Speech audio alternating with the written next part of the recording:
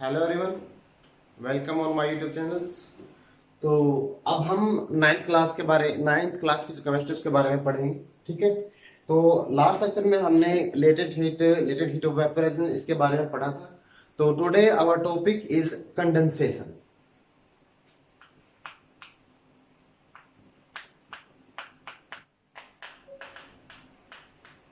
क्या है कंडेंसेशन? ठीक है, तो कंडेंसेशन क्या मतलब क्या होता है? कंडेंस का मतलब होता है सिकुड़ना। क्या होता है? सिकुड़ना। कंडेंस का मतलब क्या हो गया? सिकुड़ना हो गया।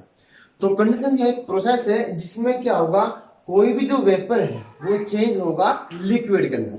कोई भी वेपर चेंज होगा किसमें? लिक्विड में, बाय कूलिंग, उसको कूल करके या उसके टेम्परेचर को कम करके। ठीक है, तो ये क्या है? It is a process in which vapor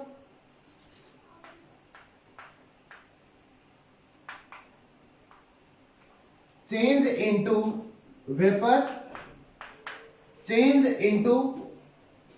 liquid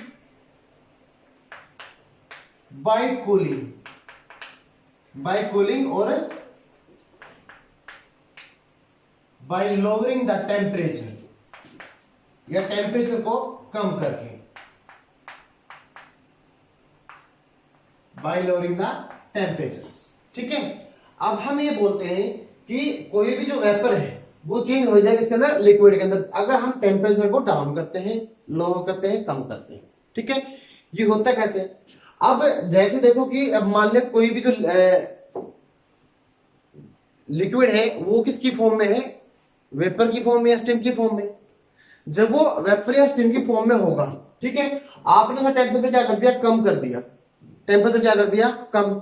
अब मान लीजिए ये क्या स्टीम थी? क्या थी ये स्टीम मान लिया मैंने। क्या है ये? स्टीम है। क्या है ये? स्टीम। ठीक है, आपने इस स्टीम को क्या कर दिया? टेम्परेचर क्या कर दिया? लो कर दिया। टेम्परेचर क्या कर दिया? लो। टेम्परेचर के लो करने से जो काइनेटिक एनर्जी है, क्या है? Kinetic energy of molecule gate decrease. तो मॉलिक्यूल के बीच में जो गतिज ऊर्जा होती है वो क्या हो जाएगी? कम हो जाएगी। गतिज ऊर्जा के कम होने से मॉलिक्यूल्स आपस में क्या होंगे? क्लम्प के अंदर आ जाएंगे, मतलब गुच्छे के अंदर आ जाएंगे। ठीक है, और मॉलिक्यूल के आपस में मिलने से क्या बन जाएगा? लिक्विड बन जाएगा। क्या बन जाएगा? लिक्विड। तो इस तरह से कोई भी जो स्टीम है वो क्या होती है? एक लिक्विड में चेंज होती है। किसमें चेंज होती है? लिक्विड के अंदर। तो ये प्रोसेस होती है हमारी कंडेंसेशन। तो जो कंडेंसेशन प्रोसेस है it is A exothermic process. कैसी प्रोसेस है ये? इट इज ए एक्सोथर्मिक, जिसमें क्या होगा? हीट बाहर निकलेगी। क्या होगा? हीट बाहर निकलेगी। हीट बाहर निकलेगी तभी क्या होगा? काइनेटिक एनर्जी क्या होगी? डिक्रीज होगी। काइनेटिक एनर्जी डिक्रीज हुई तभी मॉलिक्यूल आपस में क्या आएंगे? पास में आएंगे, और पास में आने से गुच्छा बनने से वो क्या होंगे? किसमें कन्वर्ट होंगे? वो लिक्विड के अंदर क्या होंगे? कन्वर्ट होंगे। ठीक है, तो कंडेंसेशन प्रोसेस क्या होती है बेटा? कि जिसमें क्या होगा? कोई भी जो वेपर है वो चेंज होगा किसके अंदर? लिक्विड के अंदर। किसमें चेंज होगा? लिक्विड में। ठीक है,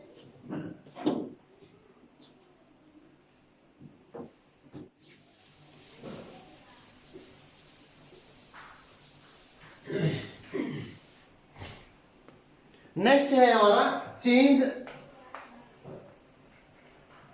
ऑफ सॉलिड इनटू गैस। इसको हम बोलते हैं sublimation.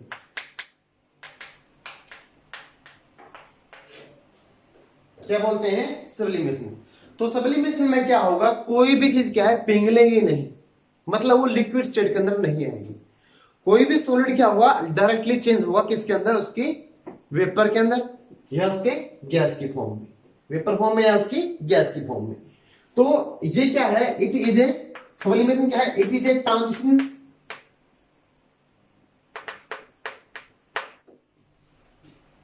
Process in which a solid substance a solid substance change directly into gas या gases form without change into intermediate state मतलब without change into the liquid, बिना लिक्विड में change हुए कोई भी सॉलिड सब्सटेंस है वो डायरेक्टली चेंज हो जाएगा इसके अंदर, गैस के अंदर। कौन चेंज होगा? सॉलिड किस में चेंज होगा? गैस में क्या होगा? कन्वर्ट हो जाएगा। तो इस प्रोसेस को हम बोलते हैं सब्लिमेशन। क्या बोलते हैं? सब्लिमेशन। ठीक है, तो सब्लिमेशन में क्या होगा? Solid change into the gas. ठीक है, अब मैं आपको एग्जांपल दे, जैसे आयोडीन होता है, अगर आप आयोडीन को गर्म करोगे, कैम्फर होता है, नेफ्थलीन होता है,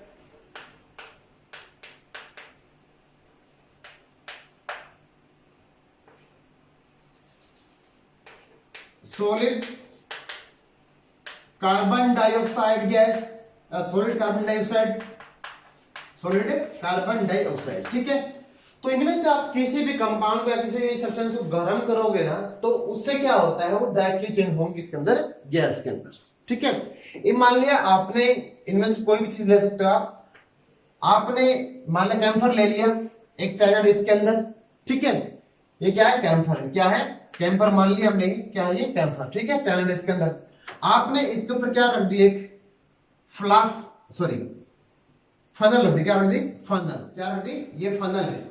ठीक है, फनल के ऊपर यहां पे लगा दिया कॉटन। क्या लगा दिया? कॉटन, ताकि जो वेपर है वो बाहर ना निकले। आप नीचे से क्या करोगे? इसको हीट करोगे। क्या करोगे? हीट। आपने क्या किया? इसको हीट किया।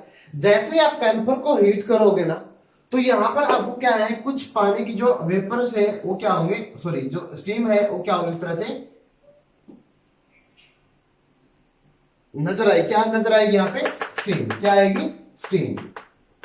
मतलब वो गैस में क्या हो जाएगा? कन्वर्ट हो जाएगा without change into the liquid. ठीक है, बिना लिक्विड में चेंज हो, किस में चेंज हो जाएगा? वो स्टीम के अंदर या वो गैस में चेंज हो जाएगा। ठीक है,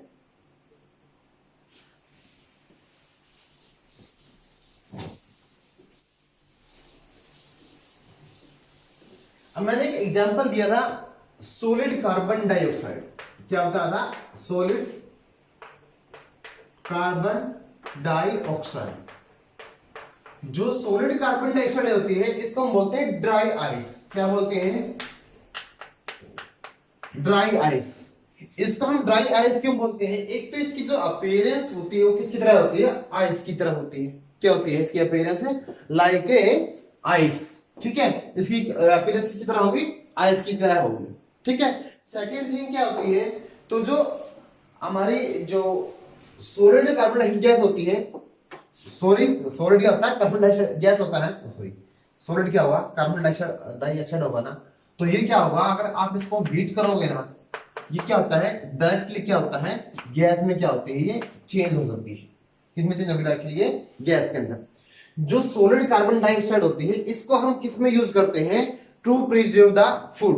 मतलब जो फूड मटेरियल जल्दी से खत्म या खराब हो सकते हैं, वेस्ट हो सकते हैं, तो उनको हम प्रिजर्व करने के लिए सॉलिड कार्बन डाइऑक्साइड गैस का यूज करते हैं। इसको हम बोलते हैं ड्राई आइस, क्योंकि ये क्या करती है? इसकी जो अपीयरेंस क्या होती है? ड्राई आइस की तरह होती है, और ये चीजों को प्रिजर्व करने में हम इसको यूज करते हैं।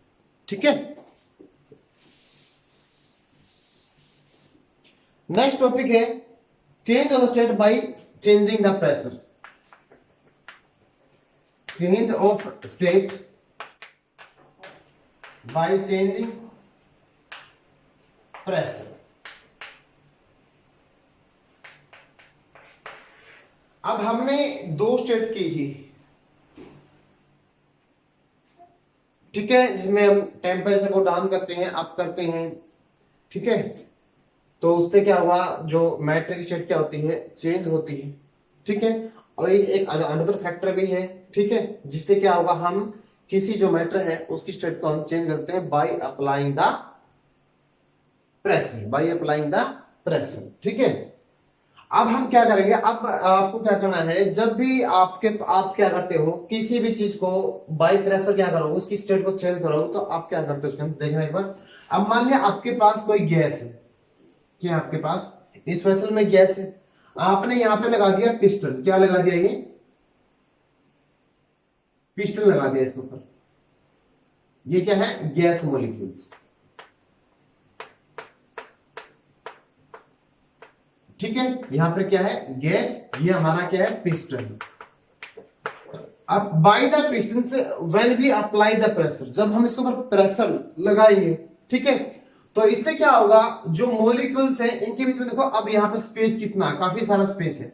आप जैसे क्या करोगे, प्रेशर लगा के आपने मान लिया इस पिस्टन की जो डिस्टेंस थी इसके बॉटम से, वो मान लिया 4 सेंटीमीटर थी, कितनी थी, 4 सेंटीमीटर, और आप इसको ले आए 2 सेंटीमीटर पे लिया है, कितने पे लिया है, 2 सेंटीमीटर पे लिया है पिस्टन को। ठीक है, अब मॉलिक्यूल्स के बीच में देखो यहाँ पर स्पेस क्या है, बहुत ज्यादा। अब जैसे आप प्रेशर क्या करोगे, लगाओगे, तो उससे क्या हो जाएगा, उसके बीच में प्रेशर जो जगह थी, जो स्पेस था, वो क्या हो जाएगा, बिटवीन मॉलिक्यूल कम हो जाएगा। ठीक है, अगर आप मोर प्रेशर अप्लाई करते हो, मोर प्रेशर क्या करोगे, अप्लाई करोगे, तो उससे मॉलिक्यूल्स और भी क्या आ जाएंगे, पास में आ जाएंगे। ठीक है, तो किसी भी गैस को हम लिक्विड में चेंज कर सकते हैं, किसी भी गैस को इस तरह से हम क्या करते हैं, लिक्विड में चेंज करेंगे। इसमें कंडीशन दो होंगी, तो मोस्टली जो गैसेस होती हैं, तो इसमें एक तो क्या होता है, जब भी हम किसी गैस को कंप्रेस करते हैं, उसमें क्या होता है, हीट निकलती, क्या निकलेगी, हीट निकलेगी, याद रखना। जब भी हम किसी गैस को कंप्रेस करते हैं, दबाते हैं, इसको प्रेस करते हैं, तो उसमें से क्या निकलती है, हीट निकलती है। तो हीट निकलने से क्या होगा, करंट एनर्जी ज्यादा हो जाएगी, तो करंट एनर्जी ज्यादा रहेगी, तो उससे क्या होगा, जो स्टेट है वो चेंज नहीं हो पाएगी। इसलिए इसको हम क्या करते हैं, कूल करते हैं, क्या करते हैं, cool bye lowering the temperature, temperature को क्या करेंगे, कम करेंगे, तभी क्या होगा, कोई भी जो गैस है वो लिक्विड में क्या होगी, चेंज हो सकती है। ठीक है, एक तो क्या हो जाएगा, बाय अप्लाइंग प्रेशर, एक तो प्रेशर को अप्लाई करके, एंड सेकंड थिंग क्या है, by down the temperature, by down the temperature, temperature को कम करके। तो मोस्टली जो गैस होती है वो प्रेशर को इंक्रीज करके और टेम्परेचर को कम करके ही क्या होती है, गैस से वो लिक्विड में चेंज होती है। Mostly gas change bye these two conditions. ठीक है, नेक्स्ट टॉपिक हमारा इवेपोरेशन।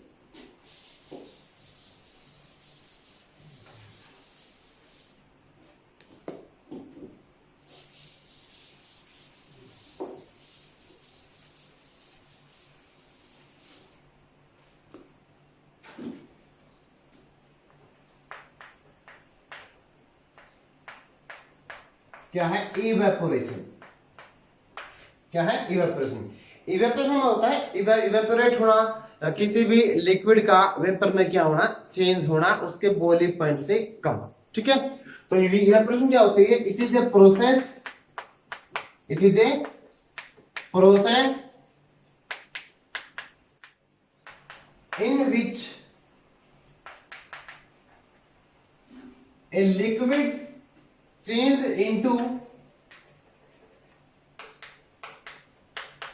its vapor, कोई भी लिक्विड उसके वेपर में चेंज होगा बिलो इट्स बॉइलिंग पॉइंट, लेकिन उसके बॉइलिंग पॉइंट से नीचे, क्योंकि बॉइलिंग पॉइंट पे चलेगा तो वो क्या हो जाएगा, वो ऑटोमेटिकली क्या हो जाएगा, वो कन्वर्ट हो जाएगा किसके अंदर, वेपर के अंदर। लेकिन उसके बॉइलिंग पॉइंट से नीचे किसी भी लिक्विड का वेपर में चेंज होना, उसको बोलते हैं इवेपोरेशन। क्या बोलते हैं, इवेपोरेशन। ठीक है, तो जो इवेपोरेशन होती है ये हमारी एक तरह से क्या है, सरफेस फिनोमेना है। कैसे फिनोमेना है, सरफेस। ठीक है, सरफेस फिनोमेना कैसे है उसको हम अब देखते हैं। अब मान लिया आपके पास क्या है, कोई एक आपके गांव में मान लो कोई पौंड है, कोई तालाब है, या जोहड़ मान लिया आप उसको। ठीक है, ये क्या है, पौंड वाटर,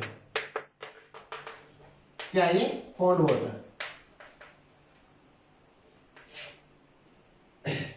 अब जैसे ही मान लें ये क्या है, सन है हमारा, क्या है, सन।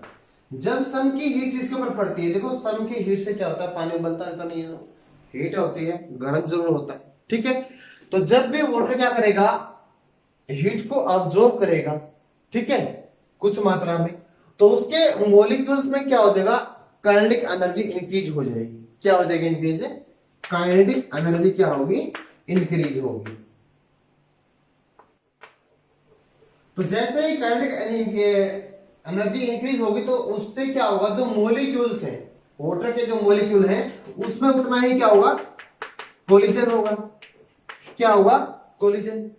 तो कोलिजन होने से क्या होता है, जो कुछ मॉलिक्यूल्स क्या आते हैं आपस में कोलिजन करके, आपस में टकरा के इतनी एनर्जी को गेन करते हैं जिससे वो वाटर के सरफेस को लीव कर देते हैं, इसको ब्रेक करते हैं, इसको छोड़ देते हैं, ठीक है। अब मैंने आपको ये बताया, अब मान लिया आपके पास क्या है, एक मॉलिक्यूल ये मान लेते हैं, ठीक है, और एक सिंपल ये मान लेते हैं। अब मान लिया इस मॉलिक्यूल ने पहले ये टकरा इससे टकरा कर फिर इससे टकराएगा। अब इसने कुछ एनर्जी जो यहां से गेन कर ली, कुछ मोशन को यहां से गेन किया। ये भी क्या है, क्योंकि जो मॉलिक्यूल्स होते हैं आपने ये पढ़ा था, जो the nature of the particle of the matters, ठीक है। तो the particle of the matter remain continuous in the state of the motion state में तो होते हैं। अब मान लिया इस मॉलिक्यूल के पास एनर्जी थी, ये इस थोड़े बहुत हिलते हुए मॉलिक्यूल से टकराया, तो इसको और एनर्जी मिलेगी ना, बाउंस होगा आपस में, और अब ये यहां से बाउंस होकर इसे टकरा गया, तो इस मॉलिक्यूल ने इतनी एनर्जी गेन कर ली जो क्या थी, काफी थी वाटर के सरफेस को छोड़ने के लिए, ठीक है। तो इस प्रकार से जो कोई भी जो लिक्विड होता है वो वेपर में क्या होता है, चेंज होता है। कोई भी लिक्विड क्या होगा, वेपर में क्या होगा, चेंज होगा, ठीक है। तो जो मैं बताया था इवेपोरेशन होती है, क्या एक तरह से सरफेस फिनोमेना है। क्या है ये, सरफेस फिनोमेना, ठीक है। अब इवेपोरेशन के अंदर और बॉइलिंग पॉइंट होता है, उसमें या बॉइलिंग के अंदर क्या डिफरेंस होता है।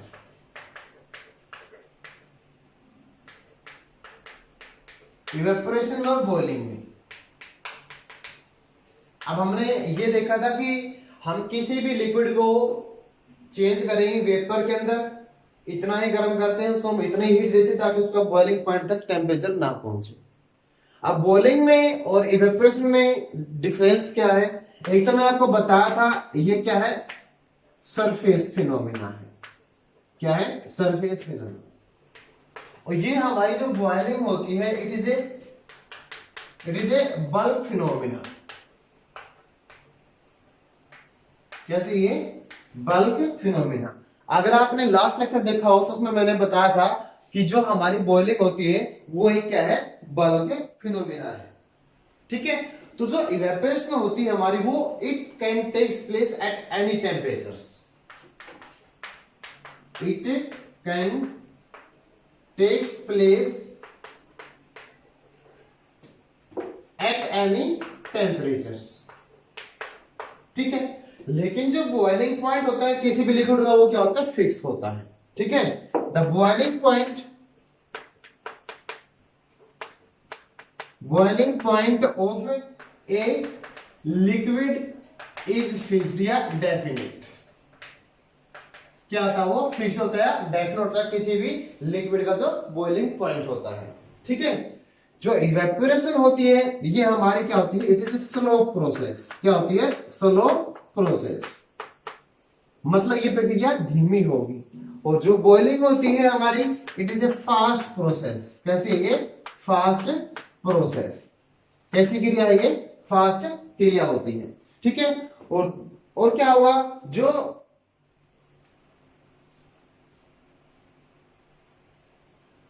इवेपोरेशन होती है तो इसमें क्या होगा, जो टेम्परेचर होता है किसी भी लिक्विड का, वो डज नॉट चेंज, सॉरी, इसमें जो टेम्परेचर क्या होगा, डाउन जाएगा। क्या जाएगा, डाउन। तो इसमें क्या टेम्परेचर चेंज नहीं होता। तो during evaporation temperature of liquid gate decrease, liquid gate decrease. ठीक है, इसमें टेम्परेचर रिमेन सेम या टेम्परेचर रिमेन सेम या कांस्टेंट, ठीक है, रिमेन सेम, रिमेन सेम, इसमें टेम्परेचर क्या होगा, सेम रहेगा, ठीक है। तो इवेपोरेशन में बोलने में ये क्या चार डिफरेंस है मेनली। इवेपोरेशन हमारी क्या है, सरफेस फिनोमेना है, ये हमारी होती है बल्ब जो अंदर से होती है, ठीक है।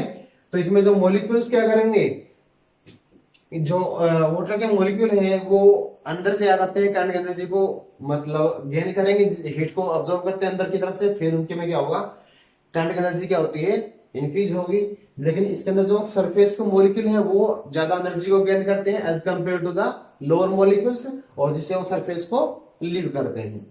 तो ये किसी टेम्परेचर पे हो सकती है, लेकिन बॉइलिंग पॉइंट किसी भी लिक्विड का क्या होता है, डेफिनेट होता है। जैसे वाटर का मैं आपको बताया हुआ है, कितना है 100 डिग्री सेल्सियस, कितना है 100 डिग्री सेल्सियस या 373 केल्विन, ठीक है। तो हमारी जो इवेपोरेशन है ये स्लो प्रोसेस है, ये आराम आराम से होगी, ठीक है। अब जैसे अगर ये फास्ट होती तो हमारा जो कुआं या जोड़ का पानी था वो एकदम में ही सूख जाता, इसलिए क्या है ये एक स्लो प्रोसेस, ये हमारे क्या है फास्ट प्रोसेस है। तो जब इवेपोरेशन होती है इसमें टेम्परेचर क्या बोला मैंने आपको, डिक्रीज होगा। डिक्रीज क्यों होगा, अब मैंने आपको ये बताया, ये कौन बताया था मैंने, ठीक है। अब यहां से क्या कोई भी मॉलिक्यूल इसको लीव करेगा, लीव कौन सा करेगा, जिसमें एनर्जी ज्यादा होगी, और एनर्जी मतलब हीट ज्यादा होगी, हीट मतलब एनर्जी, एनर्जी मतलब हीट, ठीक है। तो एनर्जी ज्यादा होगी तो वो क्या करेगा, एनर्जी को लेकर जाएगा ना अपने साथ। अब यहां से क्या होगा, जितने भी हाई एनर्जी के मॉलिक्यूल्स है वो चले जाएंगे बाहर, यहां पर रह जाएंगे सिर्फ लो एनर्जी वाले। कौन से, लो एनर्जी वाले। हाई एनर्जी वाले ने क्या किया, सरफेस को लीव कर दिया, जो लो एनर्जी वाले मॉलिक्यूल थे वो वहीं पे प्रेजेंट है, क्योंकि उनमें इतनी सुफिशिएंट एनर्जी नहीं है कि वो उसको सरफेस को लीव कर सके, ठीक है। तो अगर हाई एनर्जी के मॉलिक्यूल चले जाएंगे तो यहां पर टेम्परेचर क्या हो जाएगा, डाउन हो जाएगा, कम हो जाएगा, ठीक है। अब टेम्परेचर डाउन होता है तो इसको हम बोलते हैं evaporation is a cooling process. क्यों बोलते हैं evaporation is a cooling process, इसलिए बोलते हैं क्योंकि जो मॉलिक्यूल होंगे हाई करंट एनर्जी वाले वो सरफेस को लीव कर देंगे, क्योंकि वो हीट को अब्सॉर्ब करते हैं, हीट उनके साथ चली जाएगी तो टेम्परेचर क्या हो जाएगा, डाउन हो जाएगा, और इसलिए इसको बोलते हैं evaporation is a cooling process, ठीक है। तो what factor affect the evaporations, affect the evaporations,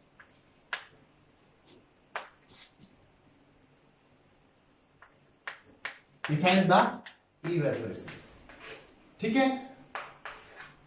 एक तो होता है नेचर ऑफ द लिक्विड, हम ये देखेंगे में जो लिक्विड है वो किस नेचर का है, ठीक है, नेचर ऑफ द लिक्विड।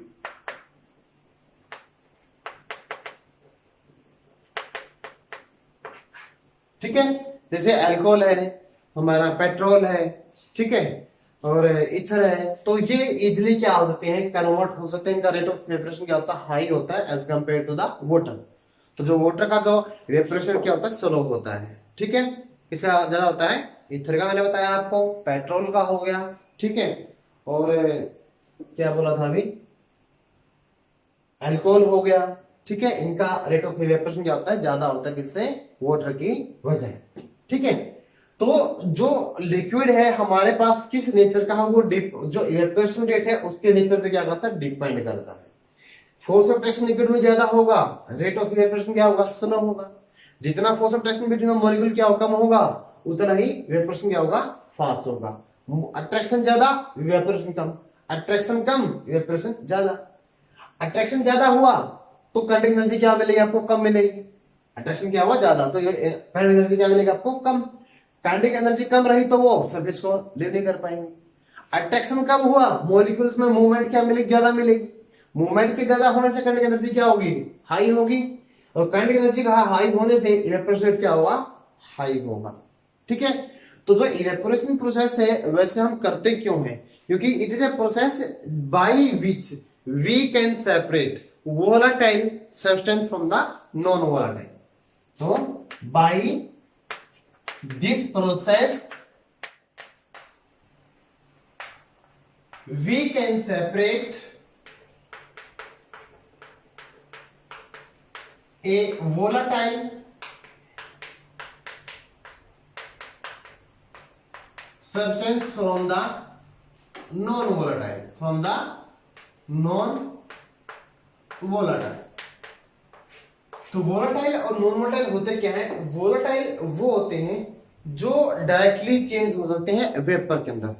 जो पदार्थ वेपर में चेंज हो सकते हैं वो होते हैं वोलाटाइल, मतलब जिनकी भाप बन सकती है। अब जिस चीज की भाप नहीं बन सकती वो होते हैं नॉन वोलाटाइल्स। एक सिंपल सा एग्जांपल देखते हैं। मान ले आपके पास क्या है, ये पानी है, ठीक है। पानी में लोहा मान लो क्या है, ये आयरन है, आयरन पड़ा है, ठीक है। आप इसको गर्म करते जाओगे तो वाटर तो इसमें से क्या हो जाएगा, सारा इवेपोरेट हो जाएगा, बाकी क्या बच जाएगा इसके अंदर, आयरन। या आप मान लो इसमें क्या है, सोयल है, क्या है, सोयल, मिट्टी है इसके अंदर। मान लो आपके पास मिट्टी का और पानी का क्या है, घोल है। जब आप इसको क्या करोगे, हीट करोगे, इसमें पानी क्या हो जाएगा, सारा इवेपोरेट हो जाएगा। आपके पास क्या बच जाएगा, लास्ट में सोयल बच जाएगी। क्योंकि सोयल क्या है कि नॉन वोलेटाइल है, मतलब इसके वेपर नहीं बन सकते। वाटर हमारा क्या था, वोलेटाइल। वाटर क्या था, वोलेटाइल, ठीक है, जिसके वेपर बन सकते हैं, ठीक है। तो इस प्रोसेस के द्वारा हम वोलेटाइल को नॉन वोलेटाइल से क्या करते हैं, अलग करते हैं, ठीक है। नेक्स्ट है सर, मैंने ये तो बोला ही था कि ये सरफेस फिनोमेना। तो सरफेस एरिया क्या है, सरफेस एरिया। तो सरफेस एरिया पे क्या होता है, जो इवेपोरेशन क्या होता है, डिपेंड करता है। जितना सरफेस एरिया ज्यादा होगा उतना ही रेट ऑफ इवेपोरेशन क्या होगा, ज्यादा होगा। तो evaporation is directly proportional to the surface area of the liquid, ठीक है। ये क्या होता है, directly proportional to surface area of liquid. Liquid किस सरफेस एरिया के अंदर प्रेजेंट है, वो हाई में है या लो के अंदर है, ठीक है। तो उसके ऊपर क्या करता है, डिपेंड करता है इवेपोरेशन रेट। थर्ड चीज है हमारी टेम्परेचर। क्या है, टेम्परेचर। अगर आप टेम्परेचर को इंक्रीज करोगे तो ऑब्वियसली क्या होगा, काइनेटिक एनर्जी ज्यादा होगी। और काइनेटिक एनर्जी के ज्यादा होने से तो जितने मॉलिक्यूल होंगे वो जल्दी से क्या करेंगे, वाटर के या लिक्विड के सरफेस को लीव करेंगे, जिससे रेट ऑफ इवेपोरेशन क्या होगा, हाई होगा, ठीक है। फोर्थ चीज है ह्यूमिडिटी। ह्यूमिडिटी होता है the amount of moisture present in the environment. भी जो वातावरण होता है हमारा, उसके अंदर कितनी मात्रा में मॉइस्चर प्रेजेंट है। क्या प्रेजेंट है, मॉइस्चर। क्या प्रेजेंट है, मॉइस्चर। जो मॉइस्चर है वो कितनी मात्रा में प्रेजेंट है, वो होता है उसकी ह्यूमिडिटी। अगर इन्वायरमेंट में क्या होगा, ह्यूमिडिटी होगा, मॉइस्चर होगा, तो टेम्परेचर आपको हाई नहीं मिलेगा। क्योंकि हवा में पहले क्या नमी है, टेम्परेचर क्या मिलेगा, डाउन मिलेगा। तो उससे क्या होगा, जो रेट ऑफ इवेपोरेशन क्या होगा, कम होगा, वेरी लेस। अगर मान लिया गर्मी के दिन है, मान लो गर्मी के दिन, अब जो दिन अभी चले हुए हैं, गर्मी चली हुई है, तो इसमें जो हमारी हवा होती है वो क्या होती है, ड्राई होती है। और उसको टेम्परेचर क्या होगा, हाई होगा, काइनेटिक एनर्जी क्या होगी, ज्यादा होगी। तो उससे क्या होगा, जो ह्यूमिडिटी तो है नहीं, प्रेजेंट नहीं है इन्वायरमेंट में, तो जो ड्राई एयर है वो क्या करेगी, वाटर से क्या, जो लिक्विड के सरफेस से लिक्विड को क्या करेगी, गेन करेगी, और रेट ऑफ इवेपोरेशन क्या होगा, हाई होगा, ठीक है। फिफ्थ है wind. The velocity of the winds also increase the rate of the evaporation, but एक लिमिट तक, ठीक है। अगर वेलोसिटी इतनी हो कि वो सरफेस को अच्छी तरह से टच ही ना कर पाए, तो उससे भी क्या होगा, इतना इफेक्ट नहीं पड़ेगा, ठीक है। एक लिमिट तक है, जो स्पीड होती है, वेलोसिटी होती है विंड की, तो वो क्या होती है, डिटरमाइन करती है the rate of the evaporation, ठीक है। अब मान लिया आपके पास क्या था, अब ये फोन का एग्जांपल लेता हूं मैं, ठीक है, ठीक है। अब मान लिया यहां पर क्या हीट है, क्या है, हीट। हीट से क्या हुआ, इवेपोरेशन होगा, हीट से क्या हुआ, इवेपोरेशन हो गया, ठीक है। हवा चल रही है, जितना इवेपोरेशन होगा, अब मान ले क्या हवा ना हो, तो जितना इवेपोरेशन होने से क्या हो जाएगा, टेम्परेचर डाउन चला जाएगा। लेकिन टाइम तो लगेगा, यानी कि 1 मिनट में, 10 मिनट में, 1 घंटे के अंदर हो गया, ठीक है, क्योंकि ये क्या है, स्लो प्रोसेस है। तो जैसे क्या हुआ, इवेपोरेशन होता रहेगा ड्यू टू द हीट, ठीक है, तो टेम्परेचर के ऊपर क्या पड़ेगा, असर पड़ेगा। ठीक है, अब मान लिया क्या है, हीट है और हवा भी चल रही है, तो हवा क्या करेगी, इस जो मॉइस्ट जो एयर होती है उसको वो क्या करेगी, रिपेल कर देगी। ठीक है, और दूसरे जो वाटर है, जो ड्राई एयर है, वो क्या करेगी, और भी वाटर को वहां से लीव करवाएगी उसके सरफेस से, जिससे क्या होगा, रेट ऑफ इवेपोरेशन क्या हो जाएगा, बढ़ जाएगा। दूसरी बात क्या है, अगर यहाँ पे क्या है, इवेपोरेशन हो रहा है, तो यहाँ के इन्वायरमेंट में क्या हो जाएगी, ह्यूमिडिटी हो जाएगी। ह्यूमिडिटी होगी तो प्रेशर क्या हो जाएगा, रेट ऑफ इवेपोरेशन क्या हो जाएगा, कम हो जाएगा। इसलिए विंड क्या करती है, जो एक सैचुरेशन पॉइंट होता है उसको नहीं होने देती। जब तक सैचुरेशन पॉइंट नहीं होगा तब तक क्या होगा, इवेपोरेशन चलता रहेगा। ठीक है,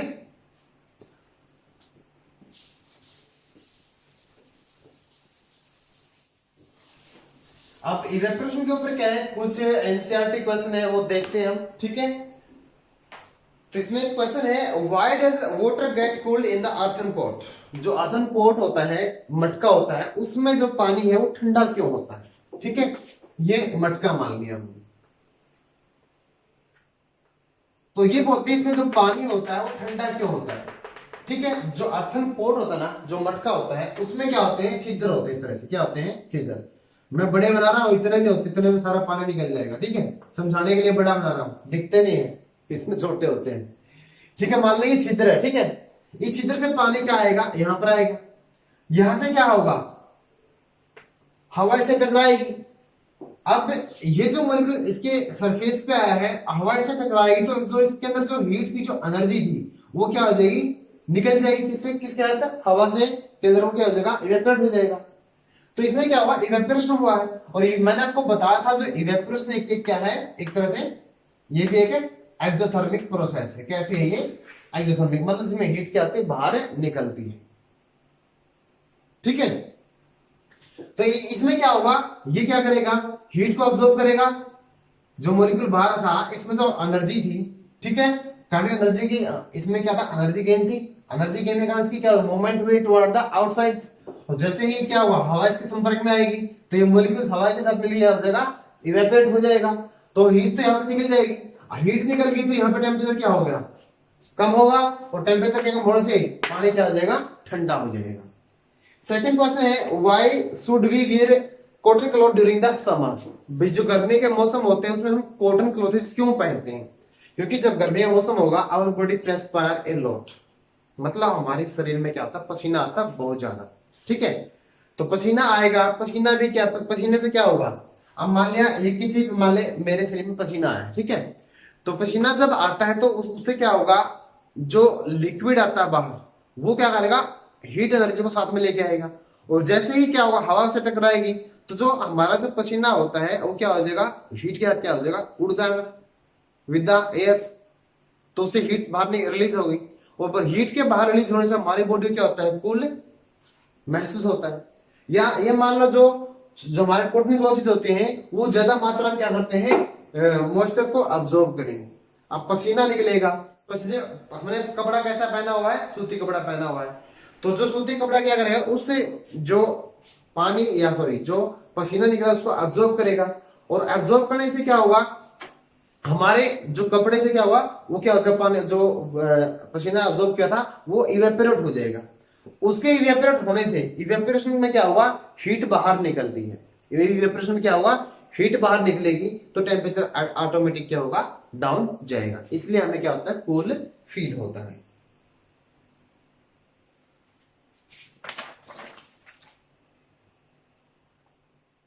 तो इसमें एक प्रश्न है, why do we see water droplet on the outer surface of the glass containing ice water, ice cold water. ठीक है, अब इसने ये बताया है, अब आपके पास क्या है, इसमें आइस कोल्ड वाटर है, मतलब बर्फ का पानी। एक तरह से किसका पानी है, बर्फ का पानी।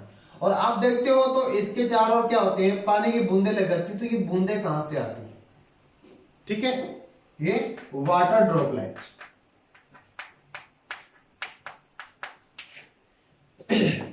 अब देखो, अब जो आइस कोल्ड वाटर है, ये जो ग्लास होता है हमारा, क्या है ये, किसी बर्तन में हमने ग्लास मान लिया। अब ये जो ग्लास होता है, इसके अंदर टेम्परेचर क्या होता है, लो होता है as compare to the environment. किसके मुकाबले में, इन्वायरमेंट के मुकाबले में टेम्परेचर क्या कम होगा। अब जैसे ही इसे ड्राई एयर क्या करेगी, जैसे इसे ड्राई एयर क्या होती है, कॉन्टेक्ट में आती है, क्या आती है, इसके कॉन्टेक्ट में आएगी। तो ड्राई एयर कॉन्टेक्ट में आने से इसके मोलिक्यूल्स क्या होंगे, एक तरह से एयर के जो मोलिक्यूल क्या होंगे, इससे टकरा के आपस में क्या हो जाएंगे, कंडेंस हो जाएंगे, आपस में मिल जाएंगे। और आपस में मिलने से वो क्या होगा, वो एक वाटर ड्रॉपलेट का रूप ले लेते हैं। ठीक है, मैंने बोला है कोई भी जो ग्लास होता है, जैसे उसकी हवा संपर्क में आएगी, हवा उसके किस में आई, संपर्क में आई, तो वो जो हवा है हमारी, वो उसके जो मॉलिक्यूल आपस में क्या हो जाएंगे, मतलब हवा क्या है, गैस तो है, क्या है, गैस। और गैस को आपने क्या कर दिया, टेम्परेचर क्या दे दिया, कम कर दिया। गैस का टेम्परेचर कम करने से क्या हुआ, काइनेटिक एनर्जी क्या होगी, मॉलिक्यूल की कम हो गई। काइनेटिक एनर्जी कम होने से मॉलिक्यूल एक दूसरे के पास आए, और पास आने से उसने किसका रूप ले लिया, एक पानी की बूंद का रूप ले लिया, in the form of the water droplet.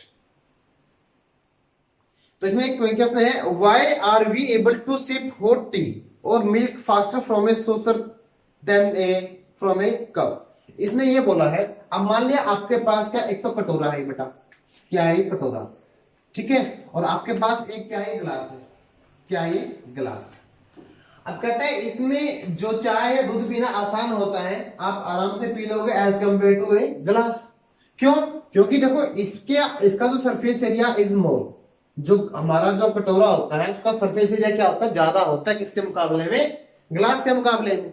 ये मान लेते से क्या है, कम से कम 3 गुना ज्यादा है, कितना है, लगभग क्या है, 3 गुना, ठीक है, 4 गुना भी हो सकता है, वो डिपेंड करता है बर्तन किस टाइप का, आपका सरफेस एरिया कितना है, मैं बात कर रहा हूँ सरफेस एरिया। अब यहाँ पे जो हमारा सोशल पैर होता है, सोशल होता है, इसका जो कटोरे का, बाउल का या कढ़ाई का, इसका क्या होगा, या प्रांत लगा लो, या आपकी जो थाली होती है वो लगा लो, एज कंपेयर टू ग्लास, ठीक है।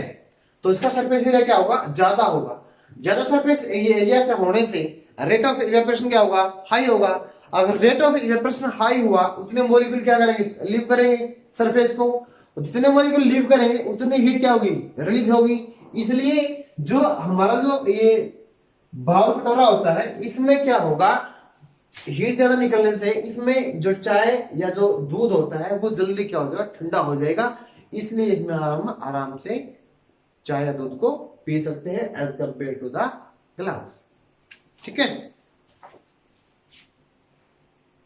तो why does the air passing through a room coolers become coolers, ये लास्ट क्वेश्चन है इसका एनसीईआरटी। तो इसने ये बताया है भाई, जब भी क्या होती है, जो हवा पास होती है किसी कूलर के अंदर से, तो वो ठंडी क्यों होती है। अब मान लिया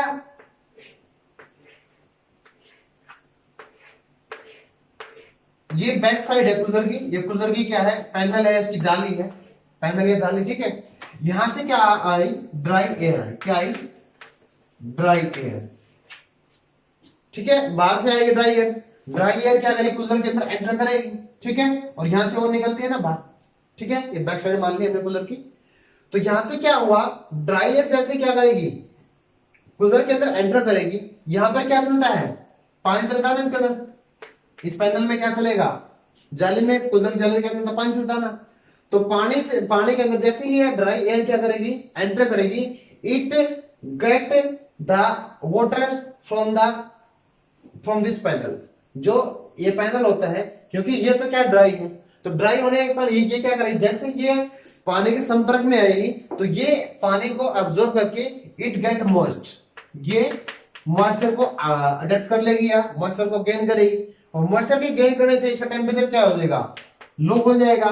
और हवा का टेम्परेचर या हवा में मॉइस्चर से टेम्परेचर लो हो गया, जिसके कारण जैसे वो हवा क्या होगी, फैन से आगे पास होगी, तो हवा में ठंडा ठंडा कूल कूल फील होगा, ठीक है। तो इसमें क्या होगा, रेट जितना क्या होगा, बाहर ड्राई एयर होगी, उतना रेट ऑफ इवेपोरेशन क्या होगा, ज्यादा होगा। क्या होगा, यहां पर बाहर क्या है, हीट, हीट के कारण रेट ऑफ इवेपोरेशन क्या हुआ, हाई। जितना रेट ऑफ इवेपोरेशन हाई होगा, उतना ही क्या होगा, जो मॉलिक्यूल्स वहां से लीव करेंगे। रेट ऑफ इवेपोरेशन हाई होने से ह्यूमिडिटी क्या हो गई, इंक्रीज हो गई। ह्यूमिडिटी के इंक्रीज होने से टेम्परेचर क्या हो गया, डिक्रीज हो गया, और टेम्परेचर डिक्रीज होने से हमें क्या लगता है, कूल लगता है। क्या लगता है, कूल। ठीक है, इसलिए जो कूलर को हम बाहर रखेंगे, अगर ड्राई एयर बाहर जाता है तो वो ज्यादा कूल एयर देगा as compare to a room. अगर आप रूम में रखोगे तो उसकी हवा इतनी ठंडी नहीं जाएगी, क्योंकि अंदर क्या होता है, टेम्परेचर कम होता है as compare to the outer side. तो रेट ऑफ इवेपोरेशन अंदर क्या होगा, कम होगा, बाहर क्या होता है, ज्यादा होता है। बाहर रेट ऑफ इवेपोरेशन ज्यादा होने से ह्यूमिडिटी ज्यादा होगी, इवेपोरेशन ज्यादा होने से क्या होगा, टेम्परेचर डाउन चला जाएगा, उस समय क्या होगा, ठंडा फील होगा।